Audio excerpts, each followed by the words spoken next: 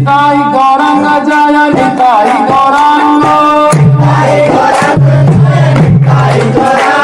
ইন্দ্র যেহেতু মানস সরোবরে পদ্ম বনস্থিত বিষ্ণুপত্নী লক্ষ্মী দেবীর দ্বারা সংরক্ষিত হয়েছিলেন, তাই তার পাপ তাকে প্রভাবিত করতে পারেনি। চরমে ইন্দ্র নিষ্ঠা সহকারে ভগবান বিষ্ণুর আরাধনা করার ফলে তার সমস্ত পাপ থেকে মুক্ত হয়েছিলেন। তিনি ব্রাহ্মণদের আমন্ত্রণে পুনরায় স্বর্গে গিয়ে দেবরাজের পদে অধিষ্ঠিত হয়েছিলেন। ইন্দ্র এর আগের পাপ দুবার পাপ করলেন। একবার তিনি বিশ্বরূপ তার মাথা কেটে দিয়েছিলেন, তখন তার ব্রহ্ম হত্যা পাপ হয়েছিল, ব্রাহ্মণকে হত্যা করার পাপ। সেই পাপকে আমরা গতকালকে আলোচনা করেছিলাম। সেই পাপকে ইন্দ্র 4 ভাগে ভাগ করে দিয়েছেন। এক ভাগ দিয়েছেন ভূমিকে। এই ভূমি সেই পাপের দ্বারা ভারাক্রান্ত হয়ে বিভিন্ন জায়গায় মরুভূমি হয়েছে, চাষবাস হয় না। কিন্তু ভূমির প্রতি ইন্দ্র বরদান দিয়েছেন, মাটি কেটে গর্ত করলেও স্বাভাবিক ধীরে ধীরে আবার মাটিতে পূরণ হয়ে যাবে, এই আশীর্বাদ দিয়েছেন ভূমিকে। তারপরে মহিলাদের পাপ দিয়েছেন ইন্দ্র। সেই মহিলাদের পাপের দরুন তাদের মাসিক ধর্ম ঋতুমতি হয়, 3-4 দিন পাপ ক্ষরণ হয়। আর মহিলাদের আশীর্বাদ দিয়েছেন গর্ভবতী অবস্থায়ও মৈথুন সুখ নিতে পারবে, গর্ভ ক্ষতি হবে না। তারপরে গাছকে দিয়েছেন 4 ভাগের 1 ভাগ ভূমি, 1 ভাগ মহিলা, 1 ভাগ দিয়েছেন গাছকে। সেই জন্য গাছের রস হচ্ছে পাপ। আর গাছকে আশীর্বাদ দিয়েছেন, একদিকে ডাল ছেটে দিল গাছ মরবে না, কিন্তু আবার ডাল গজাতে শুরু করে। তারপরে আর 1 ভাগ দিয়েছেন জলকে। জল ওই জন্য জলে যে ফেনা জমে না, সে ফেনাটা হচ্ছে পাপ, তাই জল খেতে গেলে ফেনা সরিয়ে খেতে হবে। আর জলকে আশীর্বাদ দিয়েছেন যে রং মিশানো হবে ওই রং ধারণ করবে জল। যদি হলুদ রং মিশায় জলটাই হলুদ হয়ে যাবে, লাল মিশালে জলটাই লাল, নিজের রং মিশিয়ে লাল রং ধরে নেবে। তো সেই পাপ থেকে মুক্ত হলো 4 ভাগ করে দিয়ে।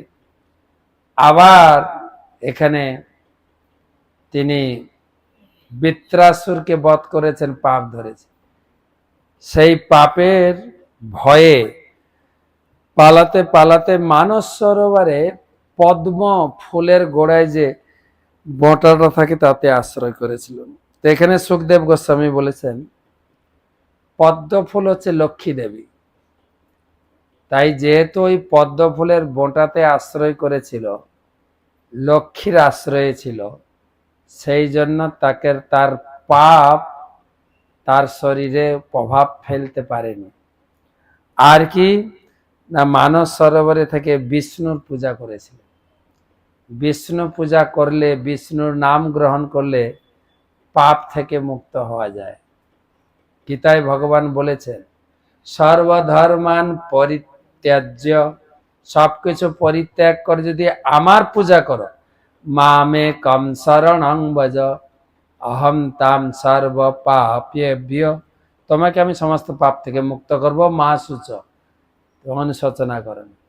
তাই ভগবানের পূজা তে ধীরে ধীরে পাপ নষ্ট হয়, পাপ জীবন থেকে মুক্ত হওয়া যায়।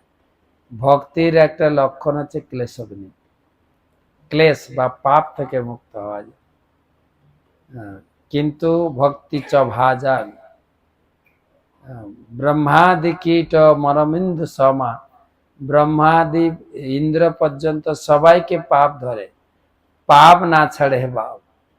কিন্তু ভগবানের পূজা করলে, এমনকি ভগবানের নাম করলে, এক নামে যত পাপ হরে পাপীর সাধ্য নাই তত।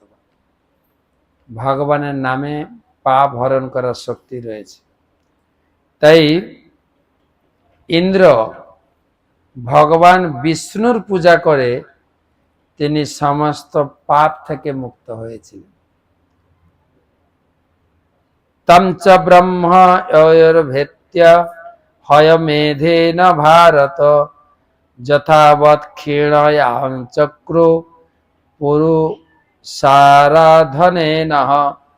হে রাজন, দেবরাজ ইন্দ্র স্বর্গে ফিরে গেলে ব্রহ্মর্ষিরা তার কাছে এসে পরমেশ্বর ভগবানের প্রসন্নতা বিধানের জন্য অশ্বমেধ যজ্ঞে তাকে যথাযথভাবে দীক্ষিত করেছিলেন।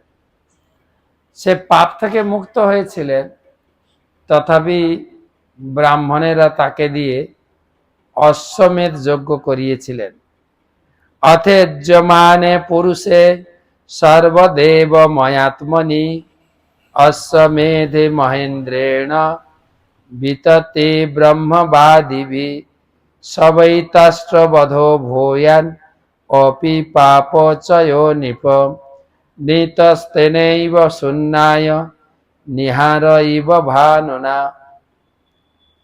ব্রহ্মবিদদের দ্বারা অনুষ্ঠিত অশ্বমেধ যজ্ঞ ইন্দ্রকে তার সমস্ত পাপ থেকে মুক্ত করেছিল। তাই তিনি সেই যজ্ঞে পরমেশ্বর ভগবানের অর্চনা করেছিলেন।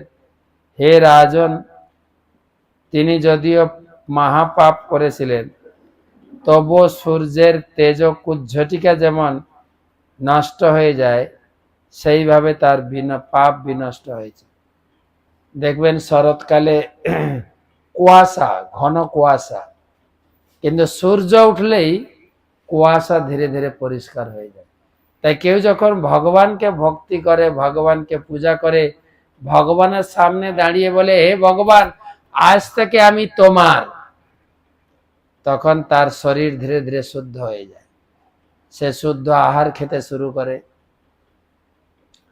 সে ভগবানের নাম জপ করে এবং ভগবানের নামে নিজের জিহ্বাকে তৈরি করে নেয়। সেই মুখ দিয়ে সে কখনো আর পাপ করে না। সেই জন্য কেবলমাত্র ভগবানের ভক্ত হলে বা ভগবানের পূজায় যুক্ত হলে তবে সম্পূর্ণ পাপ থেকে মুক্ত হওয়া যায়। প্রায়শ্চিত্ত করেও নয়, এবং প্রায়শ্চিত্ত করে পাপের মূলকে বিনাশ করা যায় না।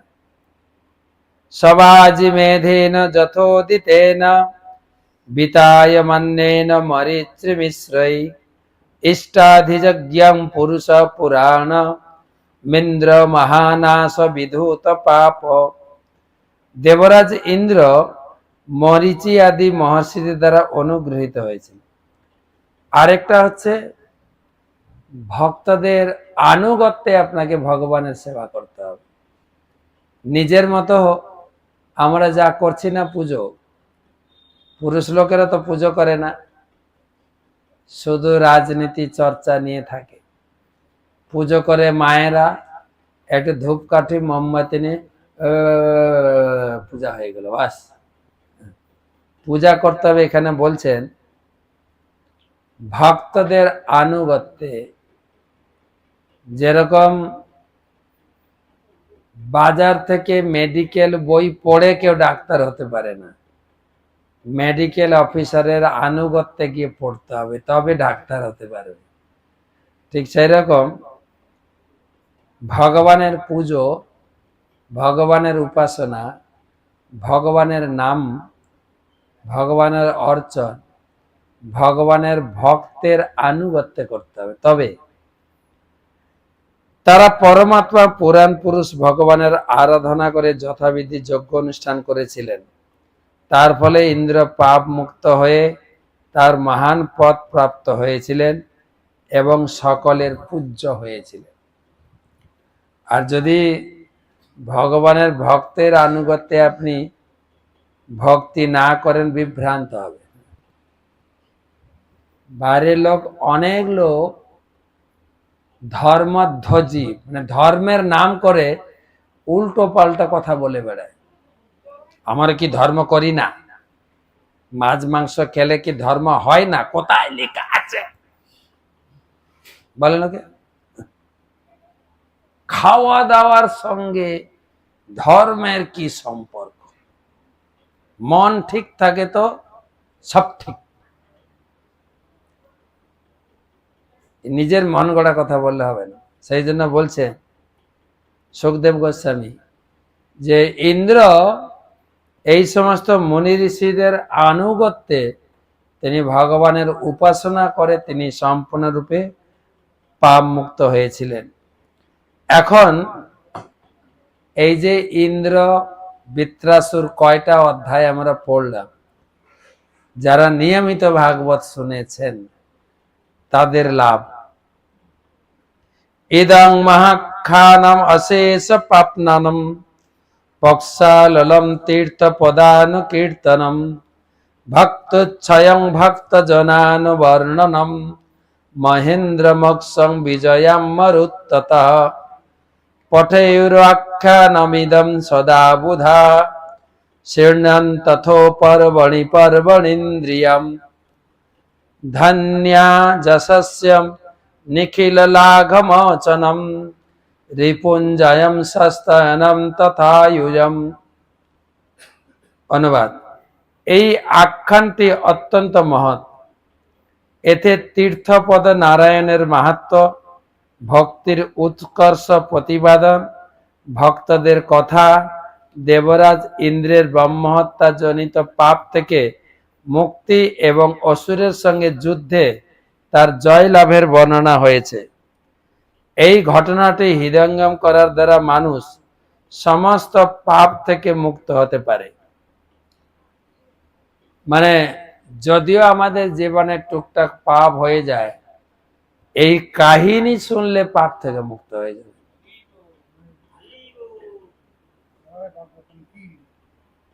এই ঘটনাটি হৃদয়ঙ্গম করার দ্বারা মানুষ পাপ থেকে মুক্ত হতে। সুতরাং বিদ্বান ব্যক্তিদের সর্বদা এই আখ্যানটি পাঠ করার উপদেশ দেওয়া হয়।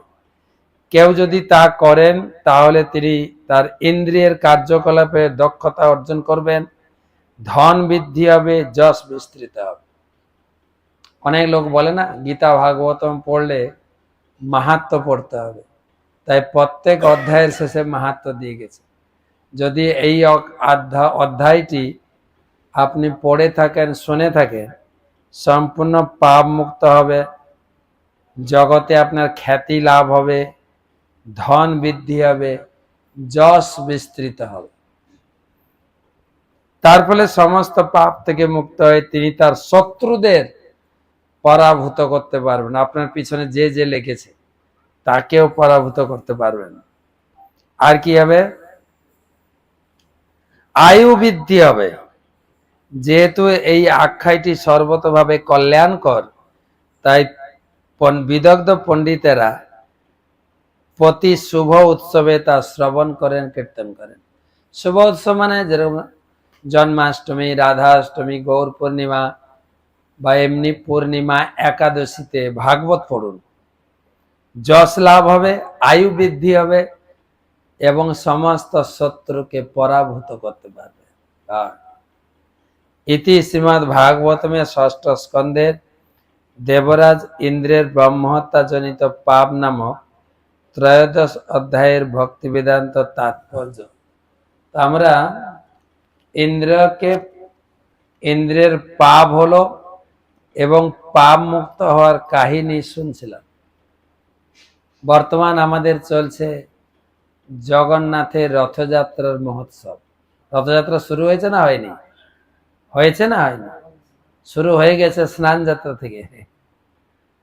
এখন জগন্নাথ তিনি মন্দিরের ভিতরে ঢুকে গেছেন। কেন জানেন? পূজারীর কোনো কাজ নেই, ম্যানেজারের কোনো কাজ নেই। এবারে তোমাকে করতে হবে বাড়ি বাড়ি গিয়ে আমন্ত্রণ করতে হবে। রথযাত্রা হচ্ছে সামনে, আমি বেরোবো মন্দির ছেড়ে, সবাইকে ডাকো, সবাই যেন আমার রথের দড়ি ধরে টানে। সেই উপলক্ষে সবাইকে ছুটি দিয়েছেন। উনি জ্বর লীলা করে ঘরে ঢুকে গেছে। অন্ন ভোগ দিতে হবে না, 56 ভোগ দিতে হবে না। জ্বর হলে কি খান বলেন? জ্বরের একটা ডাক্তার পথ্য দেন না? এখনকার ডাক্তাররা পথ্য দেন না, আগে ছিল জ্বর হলে তুমি ভাত খাবে না, রুটি যদি রুচি হয় খাও, না হলে বার্লি আর কি ছিল সাগু মুখে জুটতো না, আর বাড়ির লোক জোর জোর করে খা খা খা খা খা খা শরীর ভালো হবে। তারপরে ওর যখন আবার জ্বর হতো আমরা তখন বলতাম, আমাকে বলছিল তুমি এবারে খাও কেমন লাগে দেখো। আগে ছিল পথ্য, এক একটা রোগের জন্য এক একটা পথ্য। এখন কিন্তু ডাক্তার পথ্য দেয় না, দেয় না। কেন দেয় না জানেন? ওষুধ আর পথ্য খেলে তো রোগ ভালো হয়ে যাবে, তাহলে ডাক্তার কাছে আর যাবেন না তো। তাই ওষুধও খেতে থাকবে, ডাক্তারকে জিজ্ঞাসা করবে ডাক্তারবাবু খাওয়া দাওয়ার কোনো নিষেধ আছে নাকি, ডাক্তার কি বলে, না না কোনো নিষেধ নেই, যা মন চায় খাও, আর আমার কাছে ঘন ঘন আসবে ওষুধ কিনবে, ব্যাস রোগ তোমার কোনোদিন ভালো হবে না, পথ্য খেলে ভালো হয়ে যাবে। তো কিন্তু জগন্নাথ পথ্য ফলো করছেন। জ্বর হয়েছে কি এই মন্দিরে কি খাচ্ছেন জানি না, এমনি সাধারণ নিয়মে তিনি অন্ন খাবেন না, স্পেশাল একটা তো পাচন খাওয়াতে হবে, ওটা হচ্ছে মেন মেডিসিন। তারপরে হবে কাড়া, সকালে উঠে একটা আদা এলাচি তারপরে হলুদ মধু দিয়ে একটু সুন্দর করে চা বানিয়ে দেবেন, ঠিক আছে, গা গরম আর একটু চা গরম খেলে শরীরটা ঠান্ডা হবে। তারপরে এক প্রকার মেডিসিন লাড্ডু বানায় ভক্তরা, আর ভাজা পোড়া একটু খাওয়াতে হবে, একটু জ্বরে দুর্বল হয়ে যায় না, খিচুড়ি বানালেও গাদাখানি ঘি দেবেন, হ্যাঁ, আর এমনি সাধারণ বয়েল খিচুড়ি বানালে হবে না, কড়া পাকে সবজি টবজি একটু ভেজে দেবেন, কাজু দেবেন, কিশমিশ দেবেন, খেয়ে টেস্ট হবে, ঠিক আছে। তারপরে বিভিন্ন রকমের বাজি, বত্তা দেবেন না, বত্তা না, বাজি, ঠিক আছে, পটলের ভাজি, কুমড়া ভাজি, তারপরে আর কি কি আছে, কাঁকরোলের ভাজি, ভালো করে ভাজি করে খাওয়াবে, ঠিক আছে, আর খাজা গজা আর কাঁঠাল, কাঁঠাল খাও, খাজা কাঁঠাল হলে আরো ভালো। কাঁঠাল আজকে আমরা খেলাম, খাজা গাছ থেকে পেড়ে খেলাম, হ্যাঁ কাঁঠাল খাওয়াতে জগন্নাথ। তো ভগবান জগন্নাথ এখন কার হাতে সেবা নিচ্ছেন, কার হাতে বললাম, কার হাতে, মা লক্ষ্মীর হাতে, ওনার নিজের স্ত্রী লক্ষ্মী। কেন না, ভগবান জগন্নাথ যখন প্রতিষ্ঠিত হলেন উড়িষ্যাতে, ইন্দ্রদ্যুম্ন রাজা প্রতিষ্ঠা করছিলেন, তাই তো, কবে, স্নান যাত্রার দিন। স্নান যাত্রাকে বলা হয় জগন্নাথের আবির্ভাব দিবস বা হ্যাপি বার্থডে। জগন্নাথ বলদেব সুভদ্রা একদিনেই জন্মদিন, তো বিশাল স্নান করানো হয়েছে।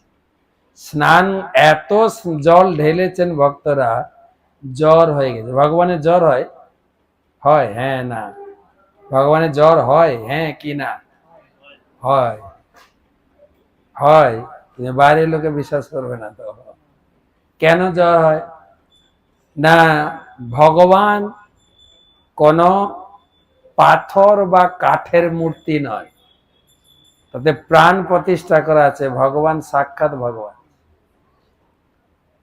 যেরকম আমাদের মাথায় বেশি জল ঢালে জ্বর হয় তো নাকি, এবং মা গিয়ে নাকে হাত বলে ছিক, তো সর্দি বেরোবে, তাই না, জগন্নাথেরও তাই, হাঁচি হয় জ্বরে, আর নাক থেকে সর্দিও আসে, পূজারীরা পরিষ্কার করে সব। তো জগন্নাথ প্রচুর, এটা হচ্ছে ভগবান দেখাচ্ছেন যে তোমার বাড়িতে যে ঠাকুর আছে, চিত্রপট আছে, আছে না প্রত্যেকের বাড়িতে, তুমি মনে করো না যে তিনি চিত্রপট বা তিনি মূর্তি, তিনি একজন, তিনি একজন মালিক আছে না, নেই এর, নাহলে মন্দিরে জমা করে দেন, বাচ্চাগুলোর কি সাহস! হ্যাঁ, মন্দিরে জমা করে নেন, আমাদের মন্দিরে ভক্ত লাগবে। তো ভগবান তিনি মূর্তি নন, তিনি একজন ব্যক্তি। আমাদের যে মাথায় জল ঢালে যেরকম জ্বর আসে, তাই ভগবানকে মা যশোদা বেঁধে রেখেছিলেন, ভগবান দুষ্টুমি করেছিলেন, দেখিয়েছেন যে ভগবানেরও ক্ষুধা লাগে। বাইরের লোক কিভাবে ভগবানের পুজো করে বলেন? নিজেরা সকালে খাবে ব্রেকফাস্ট, দুপুরে লাঞ্চ, বিকালে টিফিন, রাত্রে ডিনার, আর ভগবানের জন্য নকুল দানা, বাস খাও। তা আবার সপ্তাহে একদিন, গুরুবার দিন লাগিয়ে দিতেন মা লক্ষ্মী ঠাকুরের সঙ্গে তার যত পার্ষদ আছে, আরশোলা পিঁপড়ে সব মিলে এক সপ্তাহের কোটা একটু নকুল দানা। প্রভুপাদ ওখানে ওটা শেখাননি, বলে তোমরা খাও সাদা সিধে খাবার, ভগবানের জন্য হবে রাজভোগ, এটা শিখিয়েছেন। বাড়ির লোক করে নিজের বাড়ি বড় বানাবে, একতলা দোতলা, তবে সিঁড়িটা উপরে শেষ হচ্ছে না, ওখানে ঠাকুরকে বসিয়ে দাও। ঠাকুর রোদ্রে ঝড়ে বজ্রপাতে সব সামলাবে, আমরা ঘরে এসিতে থাকবো, ফ্যান নিয়ে থাকবো। কিন্তু প্রভুপাদ শিখিয়েছেন উল্টো, ভগবানের মন্দিরে এসি থাকবে, ভগবানের রাজভোগ হবে, ভগবানকে সুন্দর মায়াপুরে দিনের বেলা পোশাক পরানো হয়, মাত্র 7 লক্ষ টাকার পোশাক পরেন ঠাকুর, মাত্র। রাত্রে 3 লক্ষ টাকা গয়না গাটি পোশাক। আর আমরা বাড়িতে কি করি? পুজোতে 3-4 সেট কাপড় কিনবো, ঠাকুরের জন্য বেনিয়া দোকান থেকে এইটুকু একটা কাপড় কিনে আসবো,